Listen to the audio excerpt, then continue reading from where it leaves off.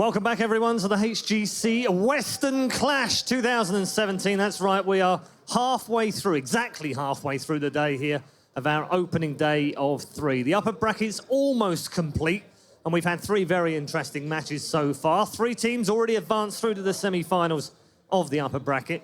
Time now to turn our attention to the final quarter-final of the upper bracket. And I have to say this, even though it's a neutral, everyone has been looking forward to this particular matchup all the way through since we saw the bracket announced. So, highly anticipated matchup. It's again North America versus Europe. We've already seen one clash today, and we know how that one went.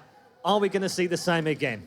A very exciting quarterfinal ahead of us. So, time to introduce you to the 2 teams. First up, a team who have tasted success in 2016.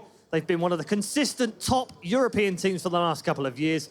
And, more famously perhaps, they made that incredible win in the semi-finals at BlizzCon last year. Let's meet Fnatic.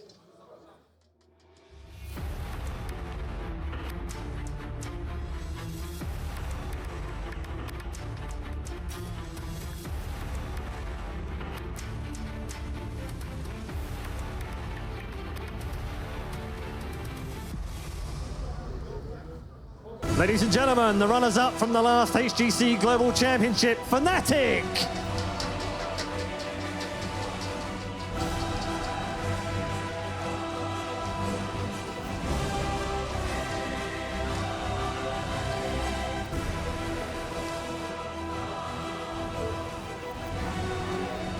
And their opponents are a team who have done exceptionally well in North America already in 2017. Some might say they've had a whirlwind of a season. They are Gale Force Esports.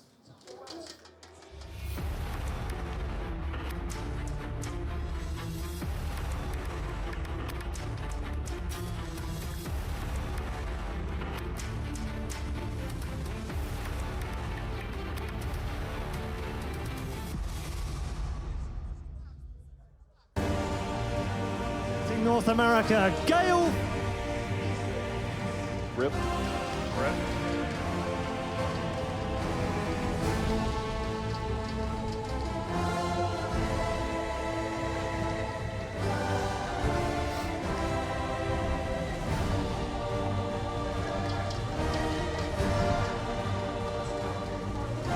Hey friends, Gilly here, bringing you this match, and if you're here for the hero reveal, don't worry, you haven't missed it yet. It's gonna take place right after this match. But guys, the most anticipated match of today, as Red Eye said, Gale Force Esports versus Fnatic and Tetcher. It's one that already has a little rivalry going. It does. They have been speaking on Twitter, a little bit of back and forth. And for those who missed it, you can find it on the Hero subreddit on the main HGC site.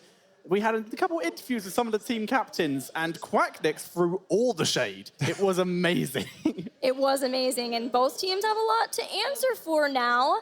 But when we look at this match, we have to talk first about Gale Force Esports in preparation, Grubby, because we know Gale Force Esports, how much they prepare versus individual opponents like Tempo. Yeah, they've studied everyone. And, you know, Gale Force Esports think they are quite a similar team to Fnatic, where they can bust out some special strategies. They are looking forward to this match, and they think they have what it takes. They see themselves at least a top 4 here. And Fnatic, even though they might very well be the best or the second best from Europe, they might have a tough match in Gale Force. Yeah, it was interesting to hear that Gale Force said that they prepared mostly for Fnatic, whereas Fnatic, it wasn't the same for them, Jay-How. It wasn't at all. I mean, the similarities don't stop there. These are 2 of the most charismatic teams. They're also very similar in their play style. They're very flexible, and we've seen Gale Force, they've redefined flexible, I think, during this HGC season with their play, which we'll get into more, but the focus that we see from Fnatic, they said they are more focused on their own strategies more than they are of their opponents. They'll review it, but they don't place the same type of emphasis that you're referring to as much as Gale Force does. Well, before we get into this match, a 4th match of the day, don't forget that you should use the hashtag HGC on Twitter to let us know what you're thinking of these incredible matches all day long. We're going to have so many more, and after this one is when we start the first elimination matches of the day. But Jay Howe, you brought up an interesting point, one that I want to go back to, and that is the similarity between these teams. They have things like flexibility in draft, a love of their globals too, like Falstad. They both have the top KD ratio for their region, so they're lethal teams within their regions, and they all have some pretty kicking hair too. But what do you guys think will be the effect of the similarities between the two? Tetcher, want to start? The similarities between the two, like you said, both have incredibly varied rosters. But the fact is, both of them aren't first place in their region. They have come in a lower position, second place in the form of Fnatic and third place in the form of Gale Force. So the clashes between the two is very much going to be about which one has, not which one has brought the more varied stuff, but which one has practiced the stuff they feel comfortable with, and which one can force the other out of the comfort zone, which is very varied for both teams. The cool thing about it is, you just put it to the point. Neither of these teams are first, but I promise you, we have talked to a lot of people since we've been here, and yet somehow people are like, Fnatic we think is going to win it, more so than other teams. They also say that Gale Force is the most likely team from North America to potentially be in that top 2 spot. I mean, Shwimpy from Fnatic, he felt the same way in the pregame interview. He did say he thinks Gale Force, strongest representative of North America. No shortage of respect despite the shade that is being thrown. Yeah, they both said that they're very comfortable with each other. They like to have fun. It is just a fun rivalry between the two, but the EU-NA rivalry is real, but these guys are all friends. Well, both these teams even enjoy some of the same battlegrounds. We'll see which battleground will be there for game number 1 as we head into the battleground pool for HGC. Now, generally, we see a Battlefield of Eternity ban for Fnatic, and that's not going to change. I was looking, and if my data is correct, they have not played Battlefield of Eternity on a major stage since last May. Wow. Last May. That is how much they just don't want to play it. And you can see that Gale Force Esports, they've done their homework. Sky Temple has ever been one of Fnatic's strongest maps. It's their favorite one. They win a lot of games there, and this is getting removed. And this kind of ties in with Gale Force's tournament strategy. They didn't say, let's skip the hard hurdle in Fnatic and focus on the others. Let's work our way up from loser bracket. Oh no, it's Fnatic. No, they're focusing on that first game. But knowing in that first game too, yes, Sky Temple was taken out, but Tomb of the Spider Queen still available for Fnatic. That is so scary for me for Gale Force. This is one of the maps that Fnatic have shown some of their more interesting stuff on. At BlizzCon, for example, they showed an incredible game where they were able to take the game to, I think it was like 27, 28 minutes and just delay it out to eventually take a victory. And like you said earlier, Chromie is a hero that they started bringing out on this map specifically. They've expanded it to others, but it's super scary. Yeah, and we'll have to see if Shwimpy wants to play that hero. He's undefeated on it currently, but we are ready for the draft for game number 1, Tomb of the Spider Queen. Let's see what they're going to pick. Tetcher, they actually said during their interviews that we had with them, they're not holding anything back. No. They already said that things that they practice is practice so much against EU teams that they already learned. They're not holding back against NA teams. They could bust out whatever they want right here. Yeah, they said that everything they've practiced so much against the EU, they would rather refine their own strategy and find flaws in it than keep it hidden. So they're just going to throw everything at Gale Force. So if Gale Force can compete with Fnatic in this series, then that's going to be a telling factor of the rest of the series that Fnatic has to play. It's a pretty comfortable feeling when you feel like you don't have to hide anything. Yeah. Quacknix did admit to one particular fear, actually 2 fears. Number 1 is they're afraid maybe they've shown much to their European counterparts. Yeah. The second one is they have so many darn good options. They have a lot of different strats. And he thought maybe he could suffer from a small case of choice paralysis. Which route do we take our draft in? Because we've got so many darn good options. They do, however, have the situation where they can build their draft around the 3 core members that they choose. They choose Smexy, they choose Quacknix, and they usually choose Breeze. They pick a hero for all these 3 players, and then they have Shwimpy and Wubby, who are so versatile in what they pick that they can pick anything. However, it looks like we have, like we said, a hero for Quacknix, or Shwimpy in some cases, the Valor, and we have Rhaegar for Smexy. This is wave clear central. Johanna, Zul. Zul is one of the best single wave clears in the game. Johanna supplements a lot of that. You got to think, you can put Zul or Ragnaros. If you're looking for kill potential, they can get that later. Vala obviously was that early pickup on the side of Fnatic. You can get that damage on the backside, but strategy-wise, this is really interesting. We don't see a lot of Zul, in particular in NA, but one thing that I want to, I'm we still have the threat of Chromie. We still have the threat of Sylvanas, which 4 out of the last 5 games they've picked out on the side of Fnatic. It's true. And in the EU, we have seen a fair amount of Zul on and off, especially in Open Division, which Grubby and myself cast every 2 weeks. But it's very much a variation of whether they want to run it in the 2-man rotation or run it as a solo laner, because Zul is very solid in the solo laners. But if Fnatic can run some decent wave clear, or if Fnatic, sorry, don't run some good wave clear, then it can be even more impactful in the rotation. Well, one thing is clear, Thatcher, here, is that there is a very specific draft strategy here from Gale Force Esports. They're going full on the wave clear. Fnatic is recognizing this because this is how they used to play. The Chrome. Johanna, Zul, Leoric. Hey, they did their homework, right? They No did. Chromie. Grubby, reason with me, okay? They're going full wave clear. Yeah. There's one team in Europe that was notorious on this map for going full wave clear. Fnatic. Hey! How about that? So they should hold the key to the castle. They should know how to solve this. Let's see if they can. An interesting factor is Gale Force have actually gone triple melee to start this off with and have taken one of the heroes that really hard counters that in the form of Zul. One of the others would be Arthas, which Breeze or Wubby have played in scrims before. I really wonder, okay, so Gale Force has not played a single game on Dragonshire. However, for Fnatic, they're 1-3 this season. The next least most played map for Gale Force was Tomb of the Spider Queen. They've only played once, where Fnatic has played 6 times and is 5-1. So it seems like they're playing more to their strengths and trying to target Gale Force to make them uncomfortable. We'll see how this goes in 1. That was an interesting thing I was looking at right here. That's really cool. One thing that's just been interesting to me, guys, is the fact that Fnatic bans Tassadar all the time. Even in first pick position, Tassadar has always been the ban for them, and yet they've never played double support in HGC so far, and look what we see here from Fnatic. We could have a long game coming out here, Gillyweed, because Fnatic is matching them blow for blow in terms of their wave clear. Their first 2 picks were very generic, but these 2 are exactly the kind of style they used to play back when Lunara first rose to meteoric popularity. Tassadar Leoric to buy time, to escape death, with clear waves. And Zul, Johanna, they were all part of that. So we have the option for Fnatic to choose a late game monster, because it looks like both teams are headed for exactly that destination. We could have a Lunara coming out. We could have a Nazebo from Fnatic. Of course, Gale Force, they're playing the same thing. They could pick that now. I really wonder, so Tassadar obviously got let through.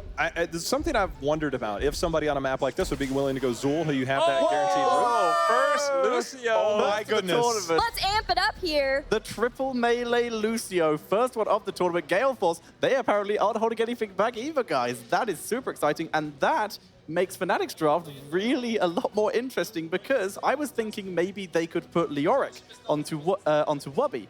The question is, though, that leaves Breeze. He could run that Arthas, like we said, to try and counteract that those many melee styles, which means Shrimpy would be the one on TAS. I don't know if you can go Arthas against Lucio. We have a lot of unanswered questions here. Lucio, the master of mobility. Arthas, the master of immobility, but he's pretty slow himself. Yeah. He's got no speed ups unless Tassadar takes the bonus movement speed shield at 4. Yeah. So Or Arthas gets to level 20. I think here we need a range damage by Fnatic. Maybe do you run Leoric solo tank? That seems pretty risky. They need somebody for Wubby. Wubby would be a solo laner on Leoric, which he's dominant in almost every scenario. You want Wubby to win that lane. Okay, so if you go that, then you need Breeze, so which is ETC. Okay. They run solo Leoric. They're actually one of the more, last year they ran more solo Leoric, I think, than any other team in Europe, or maybe even the world at that point. But they ran it quite a bit last year. They've tapered away from it, but Tomb of the Spider Queen in Europe, Leoric is definitely a staple. You cannot underestimate the Wubby factor, and that's a lot to do with that Leoric. If you give Wubby something like Leoric, like Dahaka, like Zeratul, he's going to make your day a living nightmare.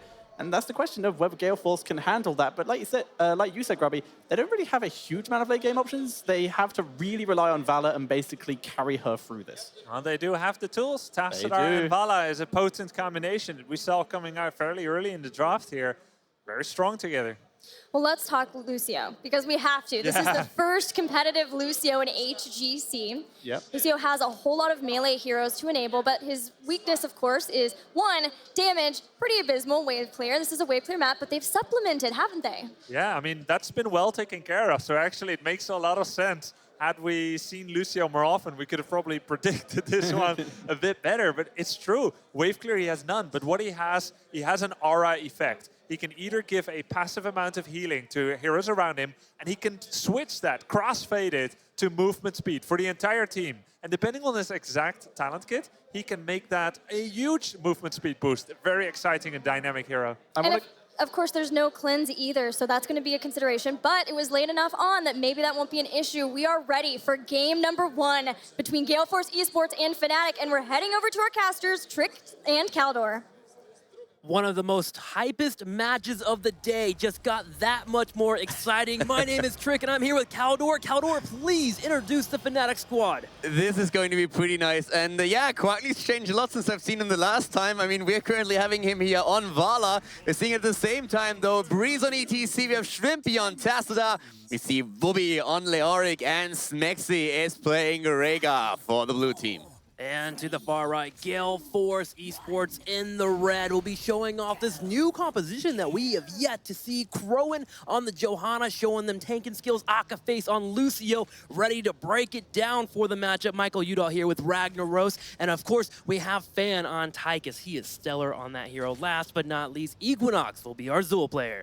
Yeah, and of course, one of the heroes that we definitely have to watch out for in this game is Lucio. But just in general, the lineup that we are seeing here is super interesting. A double support, a double tank on the side of Fnatic, going at least on level 1 straight into the Drain Hope with the Hopelessness. And Leoric on this map is super scary. Fnatic loves to play this hero on Tomb. That they do. Looking already at the rotations for our teams. 3 in the top lane as Crowan and Michael Udall will spin their wave clear to push the top lane, but Lucio actually guided Zul down the bottom.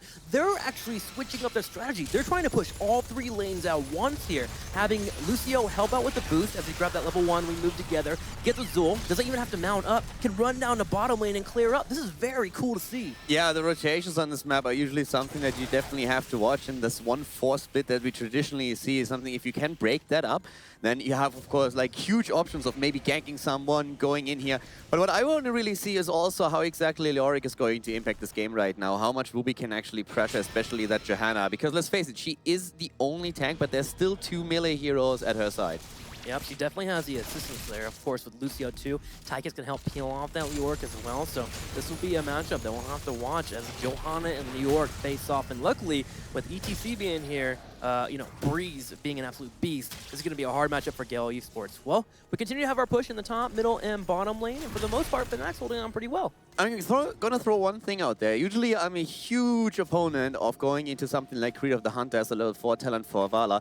The only option where I personally would say you can play the talent is if you have a double support as your backline, you can help out with a double front line, and you have a lot of targets at your opponent's side, plus a small map. I don't really expect Fnatic to do it, but this is actually one of those games where you could make a very good argument to just go for a full auto attack build and trying to just like pressure the entire frontline heroes of your opponent. Would be cool to see that. You look at Johanna, Ragnar, Zul, and mobile heroes. The one thing that kind of put the linchpin in there is Lucio being here. They have solid disengage, but I wouldn't mind seeing it. Nonetheless, though, we do have multi-shot being built into here for Fnatic. So Gale Force Esports continues the pushing game, and for the most part, Fnatic's holding pretty well. Wubby leading the charge here on the clear with that Leoric. And also with Leoric now, of course, going into the field beyond that as a level 4 hero. I mean, that's something that is super good on a map like this. Just like the sustain that you have on the lane is absolutely incredible, and you are able to just push that lane out super heavily. Wubi is just a god on this hero, and the 3-0 score that Fnatic has with Leoric just underlines that once more. Yeah, bringing an oldie back into the mix here against Gale Force. Breeze goes in for the engage. We'll miss out on the power slide as Michael Udall will sidestep it. Akaface helping with the escape there, bringing in that movement speed. Udall will survive for now. Now, just so you at home, this is the first time we've seen Lucio, so talking about his build a little bit, we have Off the Wall. So if you have the speed bonus that you get from being able to wall ride, you actually get your cooldown reduced by 3 seconds whenever you use the sound wave. So now he has that double boop, and it's very good on a map like Tomb of the Spider Queen, where you have walls near you with all these corridors being set up. Yeah, another thing that I want to point out real quickly is actually that we are having on the side of Tacit as a level 4 talent, Carla's Celerity. So you actually have the additional movement speed in this case. Shrimpy is going for something that we don't see all that often with the Tacita right now. Normally you're just like trying to get your stacks together with a level 4 talent. And in this case, as he will throw that shield out mostly on Vala, he just wants to make sure that he enables her even more. And of course, he can even save a front line with it. Yeah, gets the chase potential. It's actually a really solid pick. That's different, but theory is just there. I really like it. It's very intelligent. I mean, it's definitely an adjustment, yeah. Yeah, definitely. All right, well, in the middle lane, tossing back and forth between our two teams as Fnatic has started to match Gale Force Esports. In terms of experience level, when you have a Zul, normally you start to edge out around now, and that's just not quite happening here. It's because they haven't taken out any turrets. Normally you have the 4-man rotation between the top and the middle lane, but with them focusing earlier on the bottom lane too, you see nothing being resulted from the Zul pick, which is interesting to see. Yeah, one of the things that I want to point out real quickly is that the Tacita alone with his Oracle is also a hero that really helps you just getting the vision for the turn-ins, and that is something that Fnatic utilized perfectly to get the first web viewer wave. They were really just trying to scout out where exactly Gale Force was making their move, and then they turned in their own gems. It's huge because now they can at least try to get a bit of a snowball effect going by taking down those towers that you already pointed out. Well, big push in the middle, top and bottom as Fnatic has the first turn-in of the game. Quick update, at level 7 we did get Boombox. Normally you see Party Mix on the standard builds that I talked about in Hero League, but now suddenly you can put down a Boombox that plays the same song that Lucio is currently playing, so that it gives you the ability to help boost out your team. Michael Udall will use Molten Core to help deal with the Web Weaver here in the middle. In the top lane, Tychus is dealing with that Web Weaver, but Fnatic has made a massive push in the bottom as they bolster it here with 4 heroes. Fnatic is really trying currently to get a lead in experience. I mean, the goal, of course, is always to just take down structures, hit the early level 10, and then get a double turn-in on Tomb and really snowball it out of control. So far, we haven't even seen a single kill in this game, but Fnatic is able, with that first Web Weaver wave, to take down a fort, which is actually huge. Which isn't a kill in itself, right? You don't have an actual kill or takedown, but breaking open the map, especially in the middle of the battleground, gives you more room to play around. Also, great adjustment on Leoric's level 7 here, going for the Paralyzing Rage. We have a huge front line on the side of Gale Force, so he is guaranteed to get some really good hits in and just like slow everything down, especially with Lucio being on the other side. That helps. Yeah, any type of movement speed that you can delay is great. Crowan going for a hard engage here in the middle, trying to help with the wave clear. Fan moving up, but with Quagnix having those shields, he's not really winning the trade-off. Breeze, was available if Gale Force Esports overextended, but luckily Gale Force does start to pull away. Fnatic's job is right now to really try and zone the turn-in points, attempt to get a second wave for themselves, but if they have any chance of keeping Gale Force off the turn-in point, they will definitely utilize it. They're a little bit ahead in experience, they're going to try and hit the early level 10, but as long as they have the vision here, they are going to attempt to make sure that Gale Force can't counter with a Web Weaver wave on their own. Yeah, you have to. You don't want Gale Force Esports to kind of diminish that slow momentum that you've already gotten that first turn in the fort in the bottom. If they get a turn in now, they can get a push mounted while hitting level 10. Gale Force is actually doing something interesting here. They are currently focusing heavily on the top turn-in point because they see Leoric at the bottom, but that allows Fnatic to get a lot of experience thanks to Whoopi running the hero here, and they haven't still turned in, so Fnatic is actually in a spot where they will hit the 10 even faster, and they could actually turn in a second time. I mean, they're so close to getting the 55 that they need. Yeah, they need one more gem, and they'll have a total of 55 available to them. So here's that level 10, that slight advantage, really helping out Fnatic. A few of them already dropping off the turn-in. Gale Force Esports goes for the consolation prize. All right, we'll grab Mercenary Camps. If they get the turn-in, then at least we have something to help defend that middle lane. Molten Core will be up soon, so they should be A-okay, but Fnatic's early game just a tad bit better here than Gale Force. Look at Rega here, holding his 10.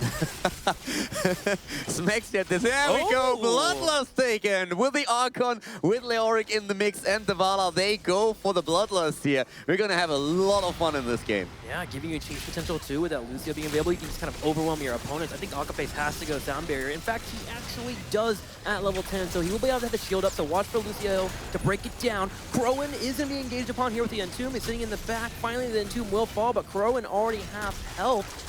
We'll have to start retreating away. Leoric, huge pain right now. I mean, the entire time during these engagements, just looking for that Entomb. 5 more gems and Fnatic would have another turn-in. And of course, at the same time, Gale Force is angling to get a turn-in themselves. They really want to get some pressure in here, but so far it just didn't happen for them. The double support is doing so much for Fnatic to keep those hit points pools high. Skeletal Mage is popped down, looking for an engage. Quagnix on the bottom right. The root will hit Wubby, but he doesn't mind here as he has his ETC to back him up. And one heroic burn here. Gale Force Esports not quite getting the turn they want. Finally, it does. Oh, actually, was that a turn in for Fnatic? Oh my gosh, Fnatic getting the turn in. Really well done here. Fnatic doing exactly what they were hoping to do. And let's not forget that we just saw also Tychus burn Odin. And he doesn't get any value out of it. By the time the Web Weavers are on the ground, that Odin is unavailable to him. So that is actually a pretty big problem for Gale Force. If they die now, if they lose gems, that would be the nightmare scenario. Yeah, unfortunate timing there for Gale Force Esports. So now that we'll have to use Molten Core in the middle, and they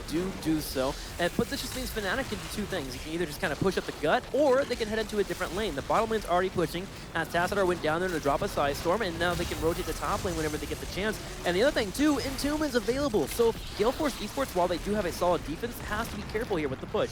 Yeah, Fnatic, there we have Ruby. I was actually thinking he might even drop the Entomb here and try and get them a kill. The cooldown was ready, didn't commit to it though, but Fnatic can still pull the trigger, hit that Bloodlust, get the good Entomb off, and then just try to go all out on a fight. They might try and wait for the 13 here, but the push at the top lane continues. Azul is at the bot lane trying to deep-push, so it's a 5 versus 4 here at the top.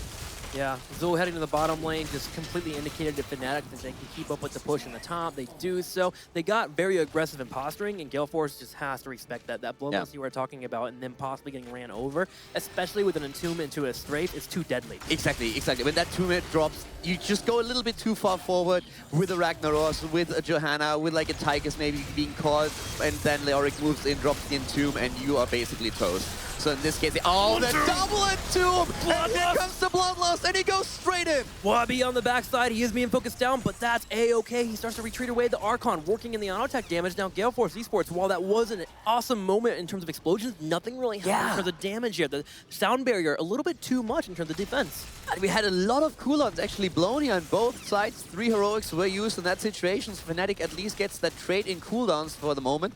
But we still have Gale Force holding on to all these gems. They have turned in 35. They hold 81. That's basically 2 turn-ins that they can get back-to-back if they win a fight here. But Fnatic has that level 13 talent advantage that Gale Force was just now able to negate. In the bottom lane, Zul was pushing, counter-pushing, and Wabi's going for the engage on him here. Looking for it. Smexy on the back left. Good rotation, though, from Gale Force Esports. The pop and speed from Lucio allows them to rotate down and help out their Zul player. Breeze goes for the power slide, and 2 comes out. Mosh Plant is going to land 3 members. Fans trying to help, but it is not going to work there. And that is going to be 3 members, Caldor, eliminated from Gale Force. That just looked like Gale Force could maybe collapse onto ETC and Vala. They saw an opportunity there, and all of a sudden, everything collapses on them. First, we're having that Entomb being dropped by Leoric, then Breeze slides in, hits his mosh pit, and then just damage rains upon the North American players. Is Shrimp getting a kill? No, he does walk over and will steal away the mercenary camp. Fan trying to hold for now. And the other point, too, besides that fight just getting completely dismantled for Gale Force Esports, they lost, what, 30 to 40 gems? Very painful for them. They still have a turn-in available, so they're still in this, but not having 2 turn-ins available kind of hurts that comeback potential. And Fnatic can get another turn-in themselves now. They have the numbers, and they are already 2 levels ahead. They are looking at a potential level 16 talent, which would put them into a huge dominant position here. But of course, Gale Force, they are looking for an opportunity to maybe go for the fight right now while they're still at the same talent. But I just don't think that Fnatic is going to allow that.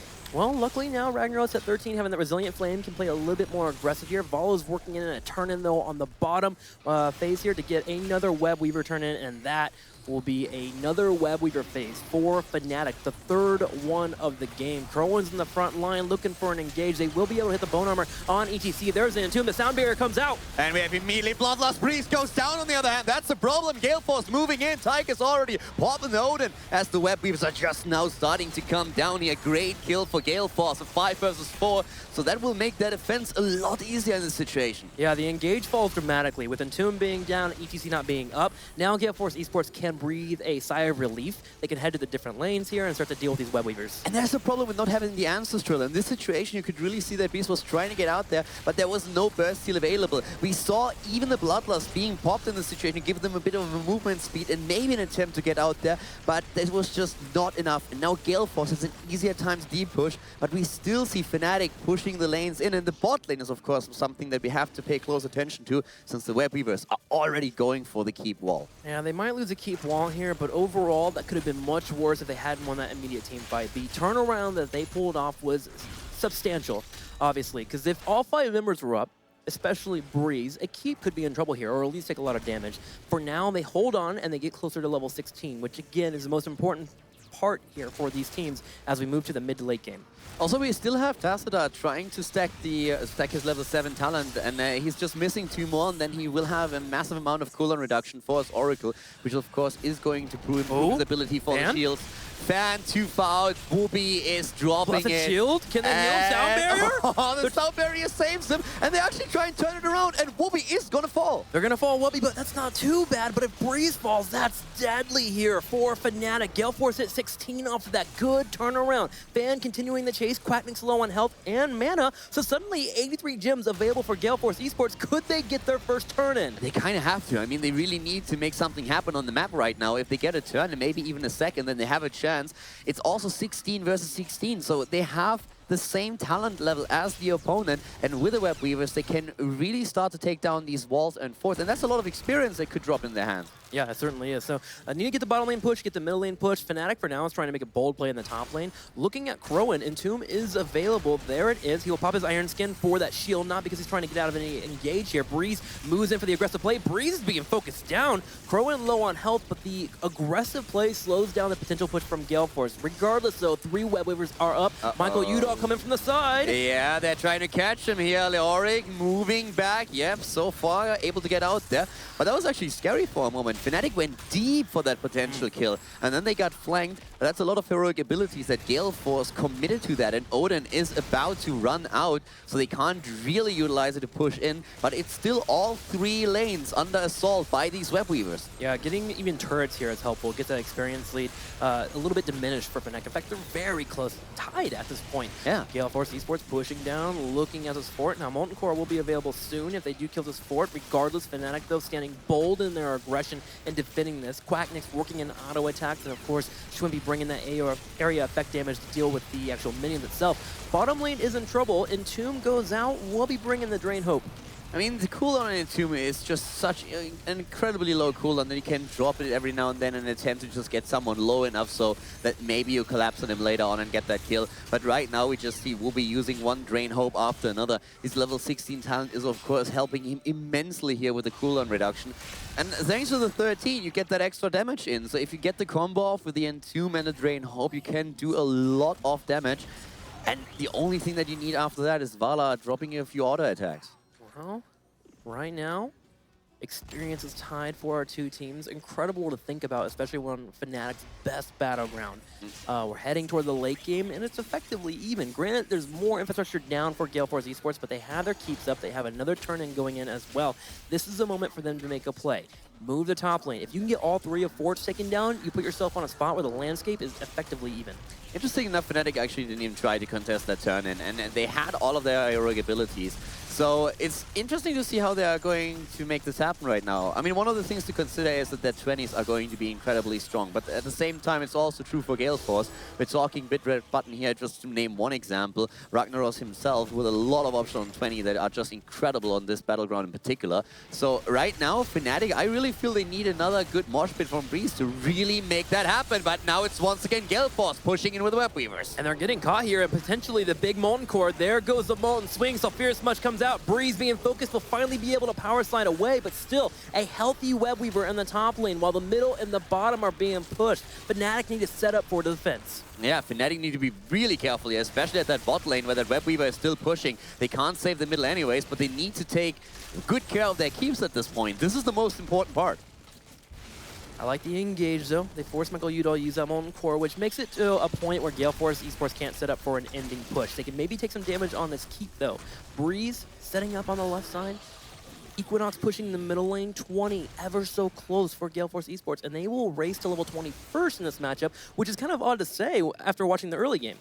I mean, the thing is that really Fnatic, the one thing that they like to do is to get a keep. And the big problem that they had then later on is that there was so much experience in structures that once Gale Force succeeded in turning in the gems that they were able to hold, they just grabbed all that experience in one flash. So that was actually huge.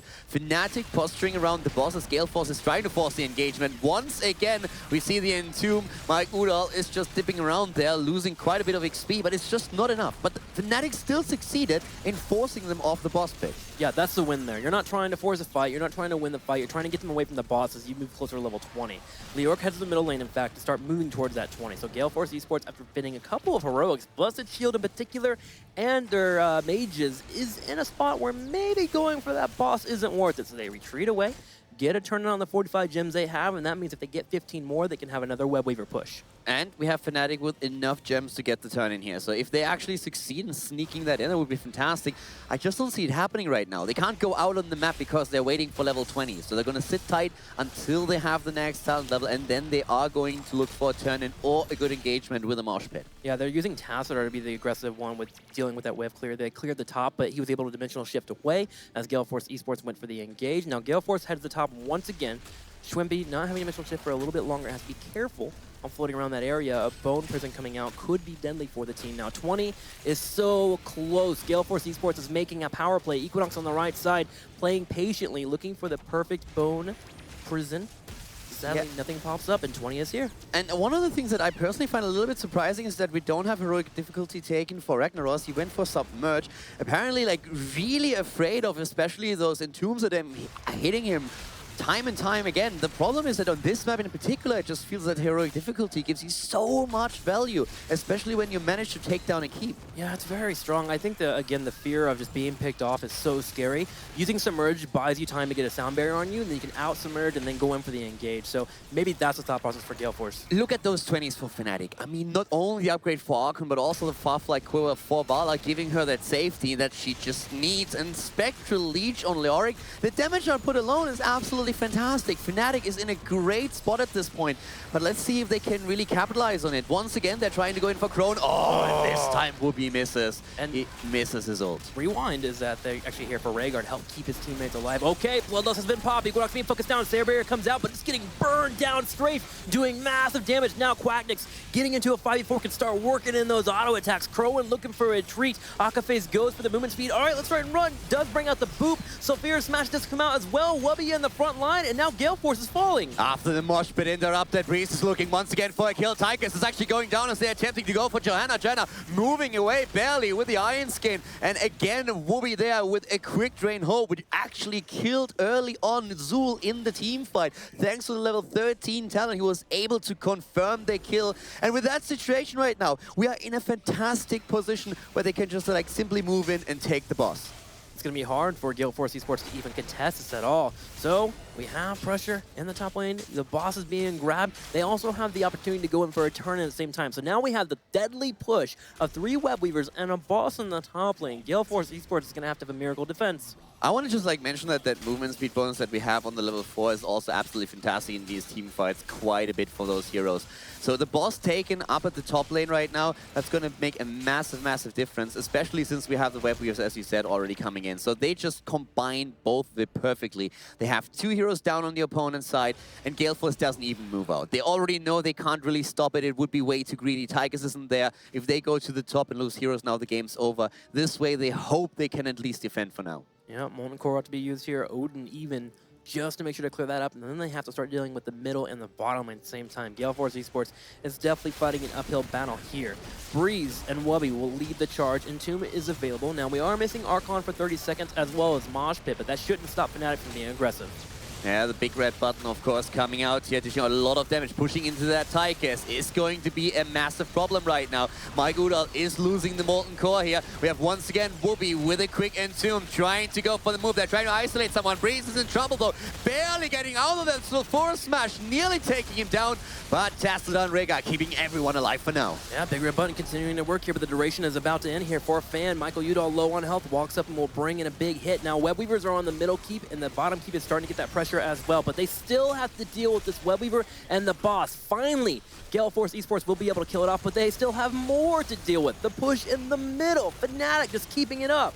Once again, Breeze with a slide. They're trying to go for Zul. The mosh pit is gone. It's a 4-man mosh as Breeze and his boys take down Zul. They take down Lucio. And this is looking worse and worse for Gale Force. They lose the keep in the mid lane. They nearly lost Johanna too, but the Indestructible is barely keeping her alive. And they can win here too with Archon being definite here. You have Follow working the auto attack. Just make sure those two do not die. The Entomb to slow down the progress of Gale Force Esports. Michael Udall working to get in that front line, but he's just not even effectively trading well. The core dropping to 60% to 50%, and Fnatic looks poised to take game number 1. 8 kills again too. Fnatic going for the core, and this is game GG as Fnatic takes 2 for the Spider Queen and takes the lead against Gale Force Esports. Not a bad job at all. The early game definitely Fnatic's favorite, but Gale Force Esports holding out there in the middle, but the late game, the coordination, the composure, a little too good. The level 20 was definitely a crucial point here. Not only having the Archon upgrade, but also talking about the Spectral Leech again. Vala in even a better position. That was extremely well done here. You could really tell that at some point Fnatic realized, listen boys, we need to wait for the 20. They were even willing to accept one of the turns on the opponent's side when they could have going for the fight, but they wanted the level 20, and then they went in for the fights, and from that point on, it actually looked very good for them. Well, solid play before our teams, but let's see what the analyst desk thinks about that match. Smexy winning the stare battle with the camera, as well as the battle against Gale Force Esports in that best of 3, the first game of the best of 3. And Grubby, you mentioned it, Tomb of the Spider Queen for Fnatic. You thought we were going to be in for a long game. Was it about as long as expected? To be fair, 5 takedowns by level 20 is more than I expected. You know, for the most part, that's a pretty docile game of Heroes of the Storm, where you only have 5 takedowns by level 20. And yet, there was a lot of tension between these two teams. We had Gale Force Esports willingly taking Fnatic to their own comfort game with a delayed tactics game, taking it to the late game. And it wasn't until I saw that Fnatic took Bloodlust that I realized that their level 20 is actually really sick with Spectral Leech, Twilight Archon, Farflight Quiver, and that made me a little bit afraid. But you know what? Gale Force Esports, they did a lot better than I thought they would. They did. Speaking of that team fighting, we actually have a replay of one of the fights earlier that happened in the game. So we're going to head into Tomb of the Spider Queen. And it's that mosh. The 3-man mosh right there. In the Entomb. It's just so good. Tychus doesn't have grenade because he just used it earlier and just everything shredded. I mean, they say if you have one true friend in life, consider yourself lucky. And if you get one mosh pit in a game, consider yourself lucky as well. Because it doesn't always happen. There's plenty of interrupts. You know, mosh pit kind of the best ability to be never used in a game. Just the threat of it. But this was a great one. Did you and Dread ever come up with a combo on Entomb into Mosh Pit? No, I think maybe people should use the hashtag HGC and let us know what they think that combo should be named. Very smooth. Yes, the segue. Thanks for the setup there, Jayhawk. Tetra, I would love to hear your thoughts on the Lucio. It was our first Lucio. For starters, his build was really interesting. He took the talent that allowed him to get the reduced cooldown when riding on walls versus Leoric with Entomb. That's one of my favorite adjusts I've ever seen. But for starters, the comp was a pretty good idea. The whole idea of the enemy didn't pick cleanse quick enough, so they were able to just go in with the melee. But like you said, Fnatic put themselves in a position where they're so strong in the late game, and then Gale Force didn't capitalize on the early game, and that's just throwing away the game. Normally I see Zul as a hero that wins the game by taking a level lead, but because he was so well matched in his own department of wave clear, that never really happened. What surprises me is that Gale Force was able to take it back in the mid game with the fan Tychus plays, with that in the rhythm, and that's the stuff, out healing himself when minigun is on against the Warriors. That was really impressive. I was surprised to see a sound barrier over reverse amp with all of the melee. Were you guys as well? No, I don't think so. Taking the reverse amp there would have, allowed them to rush in and get the slow on the enemy team, prevent them from escaping, but they already had the skeletal mages for that. So it would have been really strong for them if they had, maybe they ran a second support, maybe they had the Tassadar. Yeah. But with what they had, the shielding was needed, and that's what saved them quite a few times in that game. Well, Gale Force Esports now down 1 game in this best of 3, but they're not out yet. We're going to head to a short break, but when we return, we'll have game number 2 with Fnatic versus Gale Force.